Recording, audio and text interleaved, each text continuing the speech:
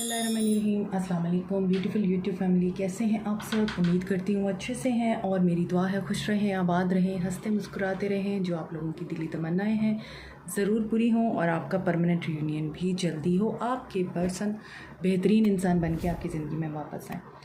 आपकी मोहब्बतों और चाहतों का दिल से शुक्रिया। ऐसे प्यार देते रहें और मेरी फैमिली का हिस्सा बनते रहें। आज की रीडिंग हम कर रहे हैं एक्स्ट्रा मैरिटल अफेयर पे।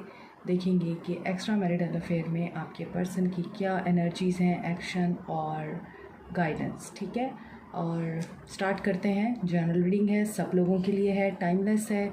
डिस्क्रिप्शन बॉक्स में मेरा कॉन्टैक्ट नंबर लिंक दिया हुआ है अगर आपको पर्सनल रीडिंग लेनी है। ये रीडिंग आप जिस भी इंसान को अपने माइंड में रख के देखेंगे उस इंसान के साथ ये एनर्जीज़ रेजोनेट करेंगी। चूँकि ये एक्स्ट्रा मैरिटल अफेयर की रीडिंग है तो जो लोग सिंगल हैं, जो लोग अनमैरिड हैं या फिर जो लोग एक्स्ट्रा मैरिटल अफेयर में नहीं हैं, ये रीडिंग उनके लिए नहीं है। ठीक है, तो पहले देखते हैं आपके पर्सन की energies extra marital affair. 9 of swords, devil, 6 of cups, okay, 5 of wands.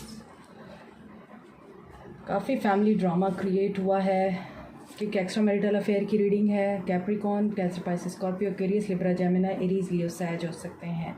सो यहाँ पर ऐसा नज़र आता है कि ये पर्सन आपके पास्ट से थे या हैं और आप इनको पहले से जानते थे और आप लोगों का पहले एक दूसरे के साथ आमना सामना हुआ था। उसके बाद आपके पर्सन आपकी ज़िंदगी में आए। अगर ऐसा नहीं है तो अब चूँकि आपका नो कांटेक्ट है और आपकी उनके साथ लड़ाई नहीं हुई तो आर्गूमेंट ज़रूर हुए हैं। आर्गूमेंट्स नहीं हुए तो there is some devilish energy जिसके थ्रू आप लोगों को अलग किया गया है।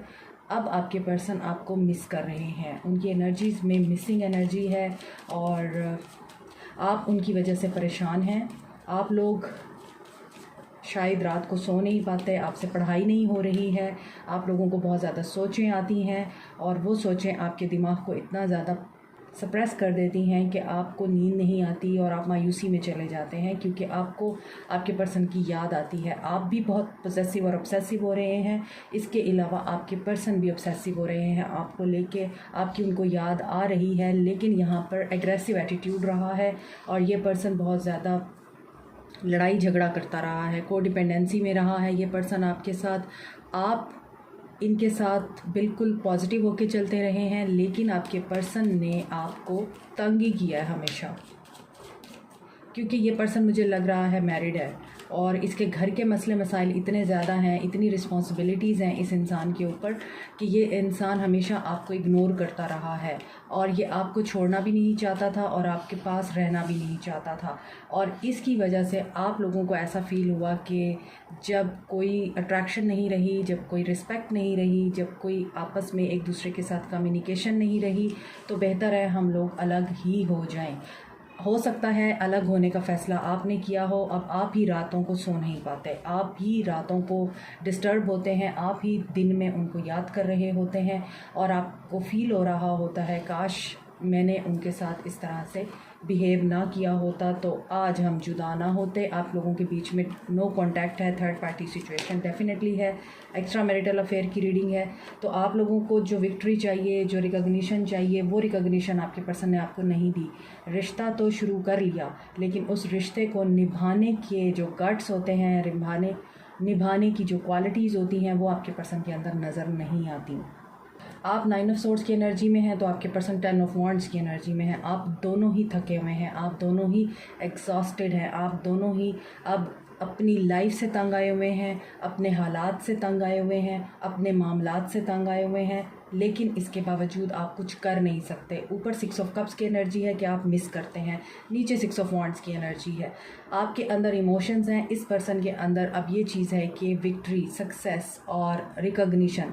जुदाई बहुत दफ़ा इंसानों को पास ले आती है और ये पर्सन इस जुदाई की सारी जो तकलीफ़ है ना उनको एक्सपीरियंस कर रहा है। अब वो चाह रहा है कि आपके साथ कम्युनिकेट तो एटलीस्ट कर ही ले लेकिन कन्फ्यूजन में है। कन्फ्यूजन में क्यों है? क्योंकि इस पर्सन को ये फ़ील होता है कि अब आप जो है शायद एंटी सोशल मोड में हैं, आप किसी से कम्युनिकेट नहीं करना चाहते, और ये पर्सन भी आजकल इसी एनर्जी से गुज़र रहा है। इस पर्सन को सेल्फ़ रिफ़्लेक्शन और सेल्फ़ डिस्कवरी हो रही है, और ये पर्सन तन्हाई में बैठ के जब सोचता है तो इसको फ़ील होता है कि जो इसने ज़िंदगी गुजारी है वो गलत थी और अब इसको अपनी ज़िंदगी का डायरेक्शन चेंज करनी चाहिए। आपके पर्सन ये सोच रहे हैं, कम्युनिकेशन करने का सोचते हैं, लेकिन आपके साथ कम्युनिकेट करते नहीं हैं, रुक जाते हैं। या तो मसरूफियात इतनी हैं, या ज़िम्मेदारियाँ इतनी हैं, या फिर कन्फ्यूजन इस इंसान को इतनी है कि वो जो तीसरा बंदा है आप लोगों के बीच में, उस तीसरे बंदे की वजह से ये पर्सन आपकी तरफ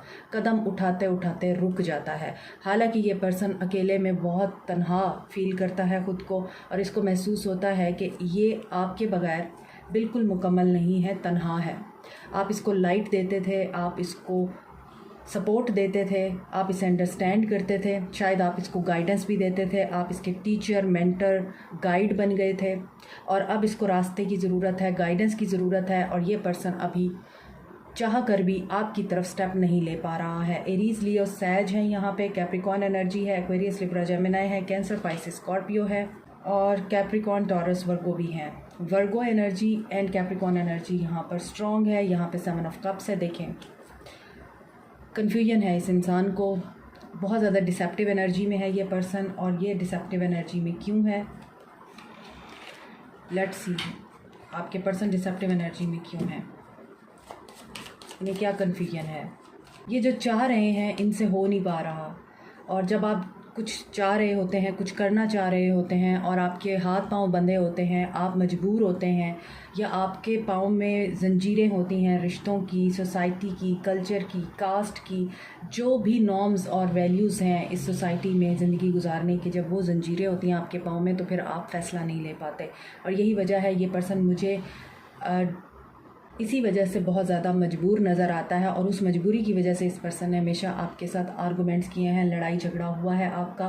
ये भी हो सकता है कि आर्गुमेंट्स आपके इतने ज़्यादा हो गए थे कि आपके ऊपर ये चीज़ बर्डन बन गई थी, क्योंकि आप दोनों क्लैश कर रहे थे। आपकी पर्सनालिटी डिफरेंट, उस पर्सन की पर्सनालिटी डिफरेंट। आप बहुत caring and loving, emotional person हैं, आपके पर्सन प्रैक्टिकल एंड ऐसे इंसान जो कि फ़ायदा पहले देखता है और एक्शन बाद में लेता है, जिसकी वजह से अब ये पर्सन भी हर्मिट मोड में जा चुका है।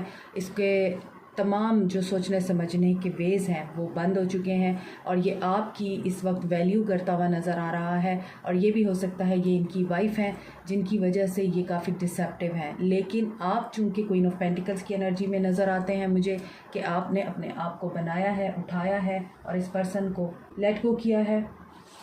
यही आपकी अक्लमंदी थी, और यही अक्लमंदी आपको पे करेगी।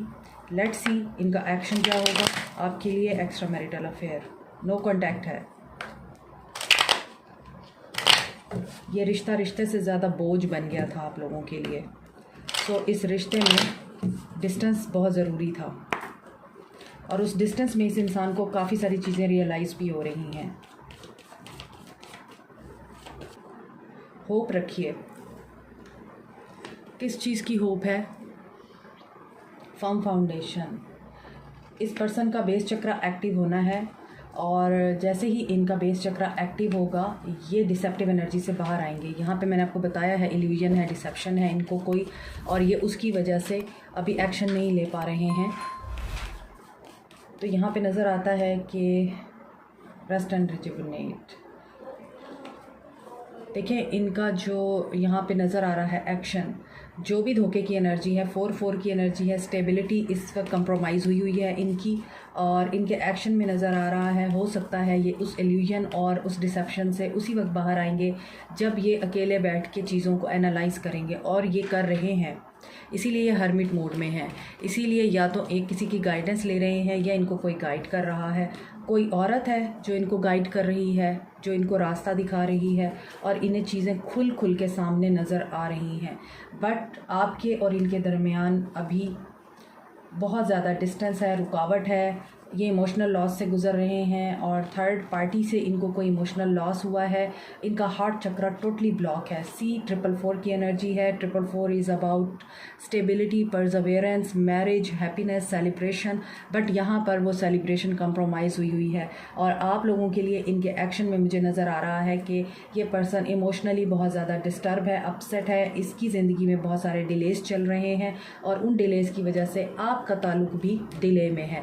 और क्या ये आपकी तरफ एक्शन ले पाएंगे, अभी मुश्किल लगती है, लेकिन जैसे ही इनका बेस चक्रा एक्टिव होगा, इनका हार्ट चक्रा भी एक्टिव होगा और उसके बाद आपके पर्सन आपकी तरफ कोई पॉजिटिव एक्शन ले पाएंगे। बैलेंस की कमी है इनकी लाइफ में और बैलेंस आएगा, यस आएगा। अगेन 6 की एनर्जी आ रही है, बट देखिए यहाँ पे इनको चूज़ करने में मसला हो रहा है। ये बंदा बहुत ही कंफ्यूज्ड है, इसकी एनर्जीज़ बहुत कंफ्यूजिंग है। ये एक तरफ पॉजिटिव होता है आपके बारे में तो दूसरी तरफ नेगेटिव होता है। एक तरफ इसको आप अच्छे लग रहे होते हैं तो दूसरी तरफ बुरे लग रहे होते हैं। इसके हालात ऐसे हैं। तो यहाँ पे ऐसा लग रहा है 6 एंड 4 7 6 4 7।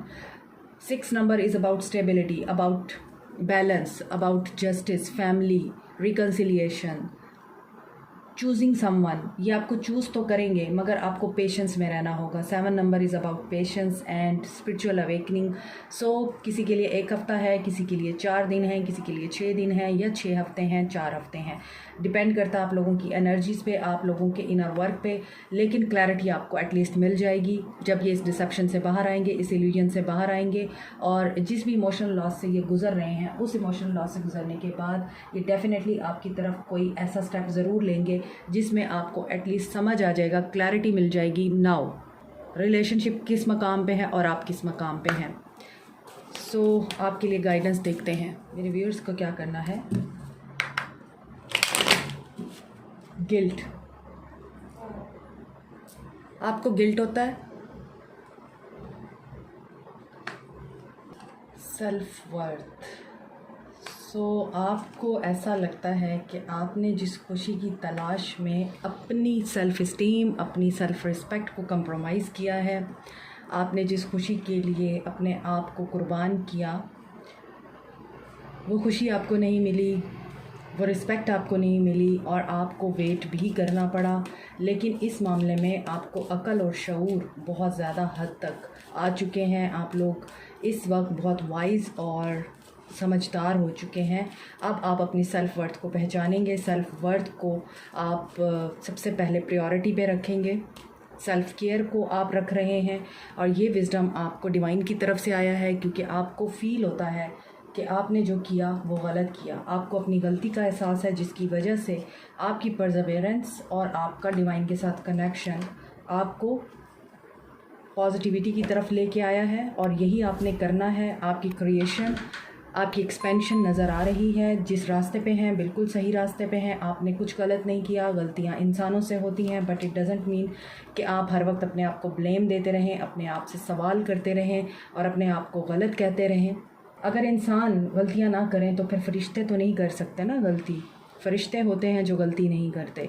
तो इंसानों से गलतियाँ होती हैं। इंसान अपनी गलतियों को एडमिट करते हैं, अल्लाह के आगे सरेंडर करते हैं, तौबा करते हैं, अल्लाह की तरफ रिपेंट होते हैं, तो अल्लाह ताला उनको खुशी अता करता है, उनको एक्सपेंशन और ग्रोथ अता करता है, अकल अता करता है, उनको गिफ्ट अता करता है स्पिरिचुअल। और उसी वजह से आपकी सेल्फ़ ग्रोथ होती है, आपके अंदर कॉन्फिडेंस आता है और आपको फ़ील होता है कि आप जहाँ हैं बिल्कुल ठीक है। किसी के आपको बुरा कहने से आप बुरे नहीं बन जाएंगे, ठीक है। तो ये चीज़ आपके लिए गाइडेंस के तौर पर आई है। यहाँ पर एक और चीज़ भी है कि कोई पर्सन यहाँ पे प्रेग्नेंट है और इस प्रेगनेंसी में आपके बहुत सारे सवालों के जवाब भी मिले हैं आपको। इसके अलावा ये भी नज़र आ रहा है कि आपको कोई गाइडेंस दी जाएगी।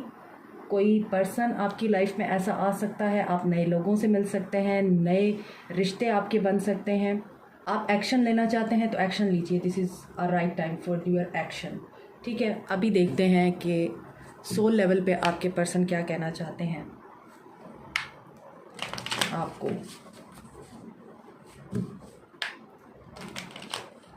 लेट्स सी कि जब तक वो एक्शन लेंगे तब तक उनकी सोल आपको क्या बताना चाहती है।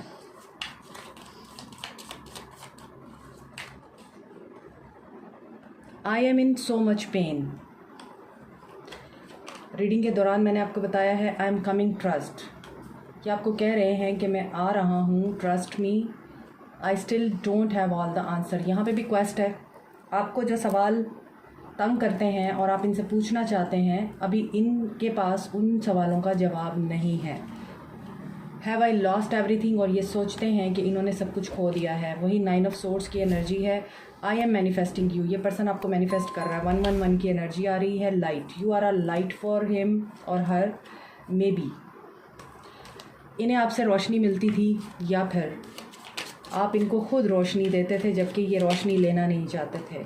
बहुत से लोगों को कुछ नहीं चाहिए होता, लेकिन उन्हें बेलॉस जब मिल रहा होता है उसकी कदर नहीं करते। I worry about us a lot, ये पर्सन परेशान भी होता है और इसको ये टेंशन होती है कि if I follow you I could lose everything. इनको ये भी पता है अगर ये आपको अपनाते हैं, आपके साथ रिश्ता रखते हैं, क्योंकि एक्स्ट्रा मैरिटल अफेयर है, तो ये सब कुछ खो देंगे। इनकी लाइफ वैसी नहीं रहेगी। लव मी, इसके बावजूद ये चाहते हैं आप इनसे प्यार करें। I left because you told me, जैसा कि मैंने रीडिंग में भी आपको बताया, हो सकता है आप वॉक अवे करके गए हैं। Your family want like me, और इनको ये भी पता है कि आपकी फैमिली इनको लाइक नहीं करेगी, या फिर इनकी हरकतें ऐसी हैं कि इन्हें ये डाउट है कि इनको पसंद नहीं किया जाएगा। ये स्ट्रेंथ गेन कर रहे हैं। एंड एस ऑफ सोर्ड्स, 111 की एनर्जी है आप लोगों के लिए। इस पर्सन की कम्युनिकेशन मैनिफेस्ट हो रही है। I think we should see other people, but again there is third party situation. तो देखें, आपके लिए बहुत सारे जो एंजल नंबर्स हैं यहाँ पे रिपीट हुए हैं, 883311, और इसका मतलब यही है कि थर्ड पार्टी सिचुएशन भी है, सिचुएशनशिप भी है, कार्मिक सिचुएशन है ये, और एक नेवर एंडिंग स्टोरी है। स्टार्ट होती है, एंड हो जाती है, फिर स्टार्ट होती है, फिर एंड हो जाती है। इसका मतलब ये है कि ये एंड में भी एंड नहीं होती, ये वहीं से दोबारा स्टार्ट हो जाती है। तो यही चीज़ें हैं जो आपके पर्सन की सोल आपको बताना चाहती है कि रिश्ता बड़ा डिफ़िकल्ट है, लेकिन ये पर्सन कहीं ना कहीं होपफुल है कि आप इनसे प्यार करते हैं और आप इनको एक्सेप्ट कर लेंगे। Like, share, subscribe, comment, press the notification button, bell icon also. Thank you so much. Take care.